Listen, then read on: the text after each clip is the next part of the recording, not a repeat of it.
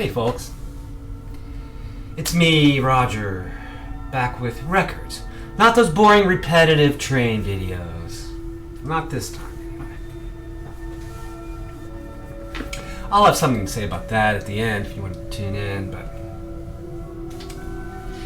Anyway, it's been a while since I've made one of these videos. It's been another one of those wonderful months where I go to the dentist and things don't go right, and I go back and things don't go right.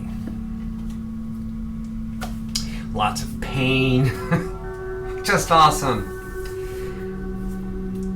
Going out and watching trains makes me happy. Hope that's okay with y'all.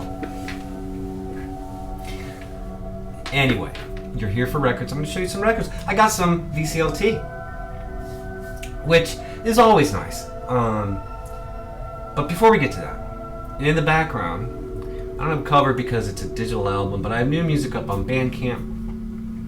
It's called Modular Meditations Vol.1. That might be a little ambitious. I don't know if there'll be Volume 2, but it's music created on the modular back there. And this is the last piece I made, and actually it had been a month since I'd made any music at all, and this kind of popped out on that lovely weekend where everyone was shooting each other over here in the United States, and this was kind of my response. It's kind of, I think it's kind of pretty. I don't usually do pretty, but I don't know. I'll leave a link below. Go check it out. Listen to it if you want it. It's only $1 to download. I won't see that dollar. It goes to Bandcamp to help, host all this stuff. So check it out. It is 48K native sampling rate file if you download it. So there is that. Anyway, check it out if you want. I used to care, but things have changed. Alright, anyway, VCLT. So, this guy Kyle Johnson contacted me, and I think maybe he sent me stuff before. I feel terrible. If you have, Kyle, I'm really sorry. But he's like, oh, are you still at that address? And I'm like, yeah, but you really don't have to send me anything. And then all of a sudden, stuff starts showing up in the mail. And I'm like, what is this? I don't understand. So this CD showed up. Acetone, York Boulevard. It's a album advance promo copy. Woohoo! Promo. This used to be the way they did it back in the 2000s. Way the hell back then. I don't know much about these guys. I listened to it. It's nice. Kind of in an Americana vein. But with a little bit of an indie rock, kind of a Yola Tango vibe, very sort of understated kind of singing and stuff. I liked it. I need to listen to it some more.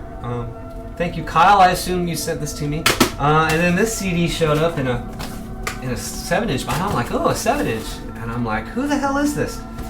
But inside is this CD, Ultra Vivid Scene, Joy 1967 to 1990. Another promo copy. Someone tried to remove the promo sticker. Oh well. But I think it does say. No, it doesn't say promo on this. Anyway, so this came out in 1990 on 4AD. This is a US copy. Now I kind of remember when this came out. Now in 1990, I was in the depths of trying to be in this band, and half the band were these total jazz snobs, and they were like the taste police. And so stuff like this was not allowed in the band. This was not cool. Fucking assholes. Snobs is what they are. The fucking snobs. Can't stand snobs. Hey. Cheers, everybody. Yeah, I'm drinking the hard stuff. It's been that kind of month, okay? Anyway, back to this VCLT. So I was vaguely aware of this at the time. I think Staring at the Sun was maybe the hit on this. I listened to it and it sounded vaguely familiar. It brought me back to the early 90s and when I was a lot younger. This is nice. It sounds a bit dated, but what doesn't? It's kind of like how the 80s has come back, and Beach House. Everyone from Beach House to everybody wants to sound like the 80s. Well, that shit sounded dated the day it came out. So, eventually this kind of sound will come back, and we'll have the warm fuzzies about it. And not that it sounds bad, it doesn't at all. It's quite a good record. I remember it was kind of a big deal at the time. Anyway, thank you. I do appreciate CDs. I'm not a format snob, as y'all know if you watch my channel.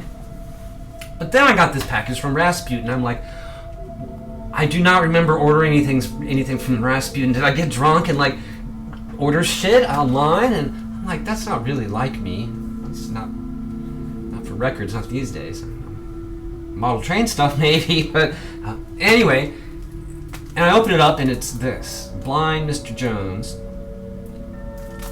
I have no idea. I had no idea. On Graveface, now I know about Graveface records. Probably made most famous in VC by Tim Guthrie back when he used to make videos. I think he had a subscription and had like everything Graveface did. Very collectible label, limited. I think they do mostly reissues, but on fancy colored vinyl and numbered and everything. So Blind Mr. Jones. I quite like this a lot. A little hard to describe. I think it's originally released in 1994 or something like that on Cherry Red, so they're a British band. Hard to describe. Again, that kind of 90s indie sound, but with like electronics. Kind of mopey singing, but what really stood out for me was the flute.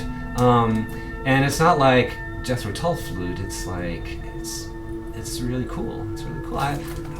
Me and my wife both enjoyed this very much, and thank you, Kyle. This is very thoughtful of you. This was not cheap, and yeah, very, very cool. Very, very cool. Thank you.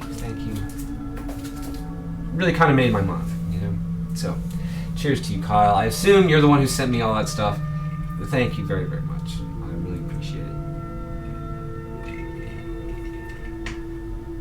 Now, I also got some VCLT from our own Gianmarco Liguri of Sarang Bang Records. I guess he's been sending this out to a lot of people because he's just that kind of generous guy. It's the latest on Sarang Bang. It's Tom Ludvigsen and Gianmarco Liguri. The title of the album is Espirito Santo Variations. Right? Am I getting that right? It's in this lovely silk-screened jacket. It's limited to, I'm not sure how many copies, 100 copies, 200 copies maybe, which is why I'm like, I can't believe he's giving these things away.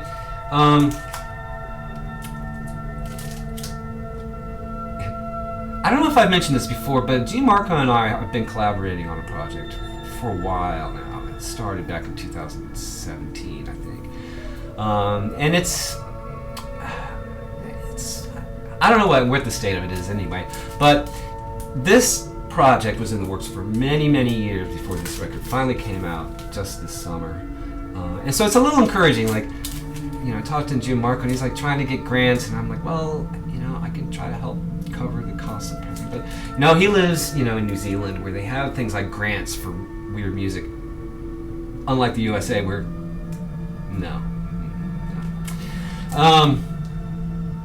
This is fabulous. Now, the deal with this is, so his friend and colleague Tom Ludvigsen, I think the story, he was getting his PhD or doing PhD research on the island people out there in the Pacific, and doing musicological research, and so this music is, I hope I'm getting this right, based on not like field recordings, but the vibe and the rhythms, and largely improvised and overdubbed and stuff, I believe. Regardless of how it was made and where it comes from, it's really, really good. Like everything on that label is. I've raved about them before. If I ever get to put out something with Gianmarco on that label, it will be, really the highlight of my life, my career, such as it is. Keep our fingers crossed. Anyway, regardless, this is terrific. Highly recommend it. Jump on this before they disappear, because I'm sure they will. Thank you, Gianmarco, for sending that to me all the way from New Zealand. Wow. All right. Thank you, people, for sending me things. That's, the world is such a piece of shit, but yet there are people out there who are just unbelievably kind and generous. I wish I could be like that. more like that. Anyway, thank you very much, people. So, it's been a month since I've shown you any records. So, yeah, I haven't given up completely. You know, these dentist appointments are so traumatic that they give me Valium. In fact, I take 2 Valium, 1 at night and then 2 before the appointment. I'm looped out, and they give me laughing gas, and, you know, despite all that, it's still fucking torture. But anyway, so my wife has to drive me to these things, so it takes coordination with her work and stuff.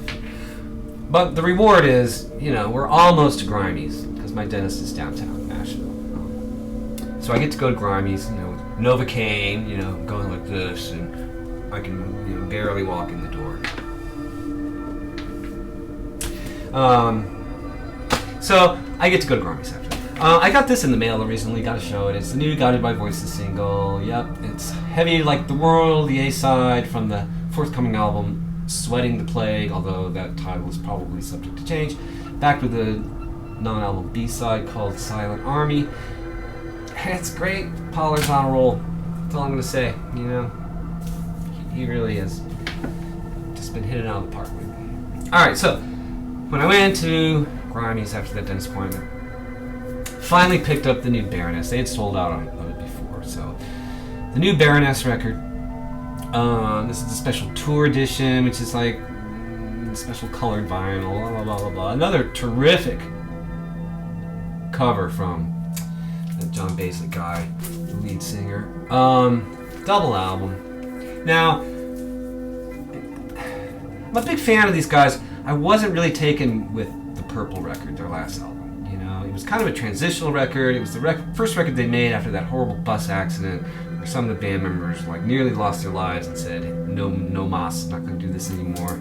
It was the last record, but the guitar player hung in there for one more record, but it just didn't sound committed. Well, they've got a whole new band. I think John Baisley is like the only, whatever his name is the only original member, and they've got this woman lead guitar player who sings. And they've let her really become part of the band. In fact, the whole rhythm section, this is terrific. This is a huge step up for Purple, in my opinion. They've integrated her into the band, and so you have this nice male-female vocals thing happening. She brings a real psychedelic, lots of effect pedal kind of stuff to her metal riffage, and can play the hell out of the acoustic guitar, and can sing, and this is great. This is great. It's, again, you know, Baroness, they're moving more and more, and, you know, less and less of like a heavy doom metal kind of thing, although this is a metal record, but it's one of those metal records that I think non-metal heads could get into, but they're probably not going to. I dig it a lot. I've listened to it a whole bunch of times. It's not something I do very often. Okay, they are also having a sale.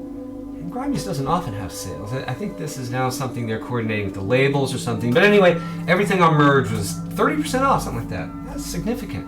And they had this there. This has been out for a while, since 2014. They've kept it in print. The Clean Anthology, 4 LP box, slipcase. God, I guess pretty much everything the Clean did. Now, who are the Clean? Do you not know the Clean? The Clean were a New Zealand 80s band. Along the lines of the Chills, the Scientists, maybe not quite as grungy as the Scientists, but a distinctively New Zealand band whose original records were impossible to find here in the US. I remember when this came out, people were complaining about the pressing, and I was like, I'm gonna hold off. But then I thought, well, they've kept it in print, and I can get it for 30% off, so I'll take a punt, as they say. It's terrific. It is really A+, fit and finish, sound. And the music, terrific. I mean, by the time you get to the last side, their distinctive sound has kind of become more homogenized. But that happened to pretty much everybody. Terrific. Glad I finally have this. And, you know, since this was clearly a Merge thing, they were giving away a promo thing. And look what it is. It's a vinyl record. They were giving away vinyl. This shows that the CD era is officially dead. Because this costs fucking money to press a CD costs nothing. And of course this is jamming up the pressing plans with throwaway promo stuff. No, this isn't a throwaway promo thing. It's an album of rarities. It's Never Been Wrong, a Merge Records Rarities compilation. So you have people like the Mountain Goats and who else? Superchunk, Bob Mould. The really cool thing on here is Lamb Chop doing a cover of Leonard Cohen's Chelsea Hotel No. 2. That's reason enough for me to keep that. Alright, this has recently been reissued. Actually, this is the first time on vinyl for this. Coil, The Gay Man's Guide to Safer Sex. It was a soundtrack to a literal VHS tape called The Gay Man's Guide to Safer Sex. And was only ever available as that VHS tape, which you probably could only find in, gay sex shops in big cities. So pressed on vinyl, and I don't know what to say about these guys. I always kind of knew about them. I didn't know much about them, and their records were always like impossible to find. This is kind of electronic, kind of ambient, kind of rock, kind of industrial at times. Really, really good. This and one other record are now in print by Coil, and I recommend picking them up because it's Coil. Alright, one last thing I picked up that day at Grimey's. This. Elian Radik, Feedback Works, 1969-1970. What label is this on?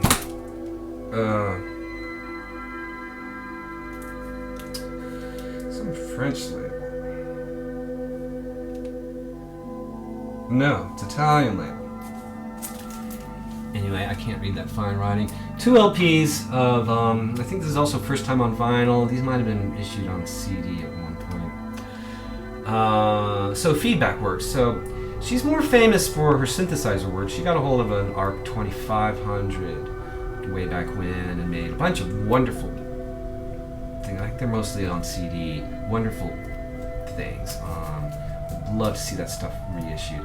This is not like that. This is she was influenced by Pierre Henry and Pierre Schaeffer and Musique Concrète, and so used feedback and tape manipulation to create these sort of droney pieces, and they're lovely. They're really happy to have that. Elian Radik is, in my opinion, very important electronic music artist, and largely unheralded, I think, because she lacks a penis. Okay. Oh, I think I also got this there in the used bins. Soft Machine 7, a nice British copy in the gatefold. Really nice copy of this, so I can ditch my US copy. Soft Machine. This is, of course, in their Jazz Fusion period. And I love it. Alright. So that was the first trip to the dentist. Then on Labor Day, one of my other locals was having a Labor Day sale, 20% off everything in the store. Hey, that's nothing to sneeze at. And this had been up on the wall, and I'm like, you know what, for 20% off, I'm going to get this. Yes, it's the Grateful Dead. What is it called? Hampton 79. 2 LP set. Came out in what, 2014, a while ago. And I missed out on it. It's like a record store day thing, super limited. And it was sort of the beginning of me getting really pissed off with the Dead and this like limited editions, manufactured collectible stuff. It's like, stop it. But anyway, this is one of my favorite periods of the Dead, which is when Brent Midland had just joined the band that summer. This was recorded in, I think, November 79. Anyway, he's pretty well integrated in the band at this point, and he just kicks their butt. And Garcia, you look at the set list, it's nothing special, but man, every version, Garcia is sharp, the band is sharp, the rhythm section is tight, and that's not something that happened all that often with the Dead. So this is really good.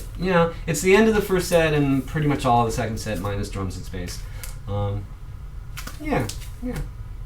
Glad to have it. I've been listening to a lot more Grateful Dead. This train stuff. I think I mentioned it before. It's kind of reawakened my inner hick, because I am a hick. I was born and bred a hick. Grew up a Yankee, but deep down, I'm a Southern hick. White trash, it's me. Oh well, what can you do? So I might as well embrace it. Plus, they sing about trains all the time. Yeah. Wish I was a headlight on a northbound train. All right. Great Northern out of Cheyenne, from sea to Cheyenne.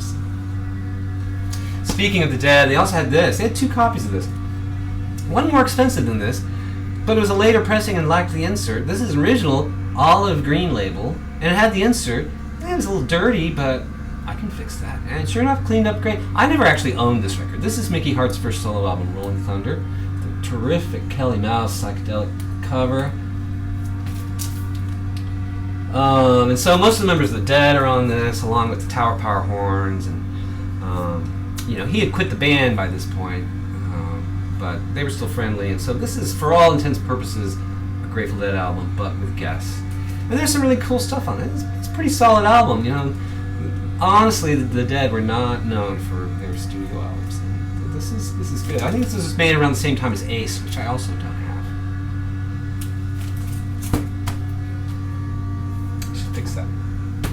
I found this in the used bins for 20% off. Erasmo Carlos. Eos Tremendos. Erasmo Carlos. This is a reissue on Light in the Attic. Apparently his first record where he's moving away from being like a teeny bopper star and moving more into a Tropicalia, subversive, hippie kind of thing. This is like 1970. Originally released on Son Livre. This is very light, very poppy. It's not as intense as the second one, which Light in the Attic reissued. I think they did a third one too, but I don't have. But this is nice, lovely summertime music.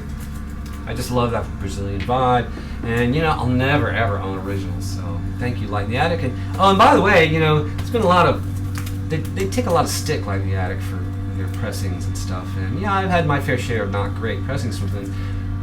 This sounds, looks, plays fantastic. It's not rocket science. Pressing a record is 19th century freaking technology. It's just easy to fuck it up. All right, how long have I been going here? 22 minutes. Should I stop? Are you still hanging out with me? Oh, hell, I'll make a long video. Why not? What do you think of the music? This is the second track. Alright, so I had another dentist appointment on Monday. Did not go well. They were really apologetic. The lab messed something up, and so I'm going to have to go through this all over again. They were so nice. They were like, because Liz had said, well, we're going to go to Grimey's after this. And so they're like, there's something for you at Grimey's. And I thought they meant like, there's always something for me at Grimey's, always. They had called in a gift certificate for me, a quite generous one. I couldn't believe it. I mean, I've had some terrible dentists in my time, just absolutely sadistic monsters. Wow. So, you know what I did? I thought, well, you know what? If they have these things, I'm going to pick them up. Because risk-free, right? Now, really no risk, because you know who talked about these records was Andreas Sonic Mainliner. Cheers, man, if you're watching. I don't know if you watch. He had shown these and raved about them, or this label in particular, which is International Anthem. And I remember the covers being very striking, the Obi being really a nice touch, and Andreas said they were great. Hey, that's good enough for me. Now, what is this stuff? This is Irreversible Entanglements. I do not know any of these musicians. Kamai, Awia, Kier, I don't know any of these people. But the hype sticker says, 4 relentless bouts of inspired fire music forged from the true spirit of free jazz, driven by searing poetic narrations of black trauma, survival, and power. And holy shit, that's exactly what this is. This is what I'm talking about, man. This is jazz that's informed by all that 60s, 70s spiritual black power stuff. But it isn't trying to ape it. It isn't trying to recreate it. It isn't some sort of nostalgia trip. This is super duper contemporary, and it sounds super duper contemporary, and it is what's the word? Searing. Yes, searing. This chick takes no prisoners. My wife and I were just like, wow, this is the shit. This is now. This speaks to where we are on this fucking planet. Highly recommend it. I mean, my God, this is like one of the best things I've heard in a long time. Really hit me right there. Check it out. Irreversible Entanglements. Here's another one on that label. Makaraya McRaven. Where We Come From, Chicago times London mixtape. Now again, I have no idea who these people are. It's on that label, has the striking graphics, has the OB. I don't remember if Andreas showed this one in particular, but let's just read the hype sticker, shall we? Taken from live improvisation to live sampling and recomposition to border-defined beat collage, a new jazz mixtape tells a mini-splendid tale of transatlantic collaboration in constant cadence. Wow, yeah, again, this is terrific. Up-to-the-minute jazz that speaks to the heart. You know, I can't. And this is even better. This is really, really great. I do remember Andreas showing this because, again, this cover is unforgettable. Again, Makaraya McRaven, this is a record after that one. A bigger band, too. Jeff Parker plays on this. Tamika Reed plays on it, so some people I know. And they're heavy hitters. So this is Makaraya McRaven, Universal Beings, double album, international anthem, and it is terrific. This, now I'm not going to blast Kamasi Washington, you know, those records are fine, but this is now. That looks backwards. This looks head on, like now. No, so like, oh, it was so much better in the 70s. Maybe so, but those days are gone. We live in the era of Dump and Boris Johnson, and everywhere. Everything's going to shit everywhere. It's not just here. This music speaks to that. If we're gonna fucking go down the toilet, at least I'm gonna listen to that. I'm swearing a lot. Oh hell, no one's watching anyway. No one. I'm almost 30 minutes. I'm going to keep going, though, because then I want to be done with it, okay? This was in the new releases, and I'm like, oh, shit, yeah, what a great idea for comp. Strain, Crack, and Break. Music from The Nurse with Wound List, Vol.1. Music from France. On Finders Keepers, 2LP. Wow. Now, The Nurse with Wound List, they made this list on their first record of it was just a list of bands and artists. And it kind of became like this talismanic thing, like, oh, those are, like, by now the value of anything that's on that list is like, just because Nurse with Wound referenced it. But what a great idea to, like, make that music available to a wider audience in these kinds of compilations. So supposedly there's going to be multiple volumes of this. Right on. Yes. Another label I really like a lot, and if I could, I would own everything they've done. It's the Numero Group. This just looked too good to pass up. Look at this drawing. The Electro Brain. What the hell is this? Switched on Eugene. Numero Group number 198. 2LP comp of music from the Oregon Electronic Music Collective, I think they were called. Something like that. From the 80s, from like tape trading days. Weird mix of stuff. Maybe not exactly what you're expecting. There's some sort of new agey stuff and some sort of noodly cosmic stuff, but there's also some very 80s sounding sort of anthemic kinds of things and some very digital things and some vocals. So it may not be for everybody, but it's terrific, I think. Plus I just love the label. Okay, here's another thing with that gift certificate. I'm like, I'm gonna check these out. A little pricey. There's so many different Blue Note reissue labels out there now. It's like, oh god. But Blue Note themselves have come up with this Tone Poet series, where the hype sticker claimed from the Analog Masters, I think Kevin Gray cut the lacquers, it all, looked like they were really doing it upright. Gatefold cover with, with previously unpublished, well, I guess by now they're published, but, new photographs. Sort of like what Music Matters is doing, for about $27.98. So a little bit less expensive than those audiophile labels. Wow, this is great. This is really, really good. And it's not just a great record. Again, it is. Lee Morgan, is terrific. Died way too young. And a great band with Jackie McLean on alto sax, Hank Mobley on tenor sax, Herbie Hancock on piano, Larry Ridley on bass, and Billy Higgins on drums. I mean, you freaking can't go wrong there. And it's got, Cornbread, some real hard bop soul stuff. But the sound and the fit and the finish and everything, it's everything you would want from a vinyl record. Worth every penny. I am going to have to seek out more of that, because that's some good stuff right there. All right, another welcome reissue record I'll never own, an original of. This is Louis Maholo's Spirits Rejoice. Originally it came out on Ogun in the UK in 1978, I believe. Just about impossible to find. Maybe in England you can find it, but it's a classic of UK jazz from the 70s. Now, he was a South African drummer who was an expatriate, moved to the UK.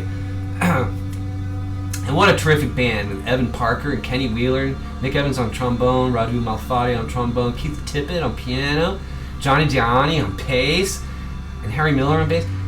Louis Maholo is the drummer, of course. Now, what's interesting about this is that he takes South African themes and uses them as heads, I guess you'd say.